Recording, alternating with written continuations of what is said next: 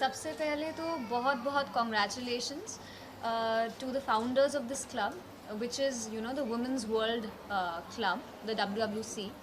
आई think जब भी ऐसा कुछ होता है या ऐसा कोई फोरम क्रिएट होता है जिसके माध्यम से दूसरे लोगों की हेल्प करने का ऑब्जेक्टिव होता है, I personally I think I feel privileged to be a part of it. Personal level पे भी I try a lot to do things for others with something that I'll share later.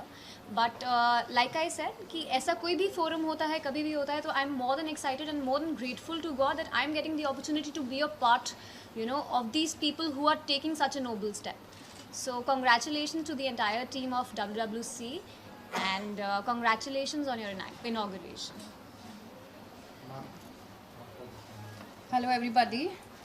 Well, I'm here and I would like to congratulate everybody out here, and I'm quite happy to be a part of WWC.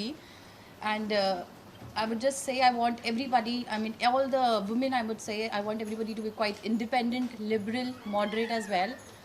And I want everybody to join WWC. I mean that's all. Yes. That's the end of it. Yeah. Razia, और क्या कुछ कहना चाहेंगे? रज़िया आपका अपना कंपनी रज़िया सुल्तान के अलावा बिल्कुल, जब आपने नाम इतना हेवी ले लिया है तो I think there is a lot of inspiration that we can draw from that character that I played, but actually from Razia Sultan was the first woman ruler of India, of the Delhi Sultanate.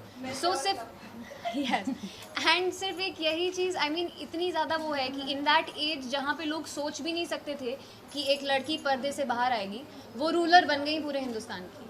So I think there is so much inspiration, क्योंकि आपने बोल दिया, हम उससे ड्रॉ कर सकते हैं. तो आज की डेट में जब हमारे पास सब कुछ अवेलेबल है, सारे मीन्स हैं, सोसाइटीज़ इतना प्रोग्रेस कर रही हैं, so I think there is no reason why there should be inequality between man and women, why women should feel inferior in any way, why they should stop themselves from doing what they really want because the society says something, or because men say something, or because they've grown up with a generation that has passed on those values.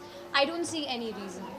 So I think that's one of the major objectives today for opening this kind of a club, right? And this is why we are here to create equal opportunities for the men and the women as well.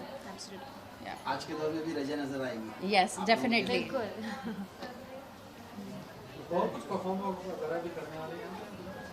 हम तो कुछ नहीं करने वाले हैं, but I think She might give a speech. I or will. something, I yes. will definitely, because I think I'll speak in much detail about what I feel and how strongly I feel whenever it comes to standing up, women standing up for themselves and women standing up for their own It's actually rights. a fight. Yeah. For a woman actually. Yes, it is. It truly is. पर्दे पे हेमा जी ने किया था रज़िया, पॉलिटिकल में आ गई, तो क्या टीवी की रज़िया को भी हम पॉलिटिक्स में देखेंगे आगे? दैट्स वेरी स्ट्रेंज कि आपने मुझसे ये पूछा. जब हम यंग होते हैं तो मैंने अपने लिए एक लाइफ चार्ट बनाया था, which was always like that. I work in the corporate sector, after which I said कि okay, after that I am going to do acting, and the next phase of my life is going to be dedicated to politics because I'm very national at heart. तो तभी हर चीज़ के लिए मैं बहुत strongly feel करती हूँ. And why not? अगर I think in today's date already इतने सारे progressive leaders हैं, but I think a little change from my end wouldn't harm anyone. So why not? Why not?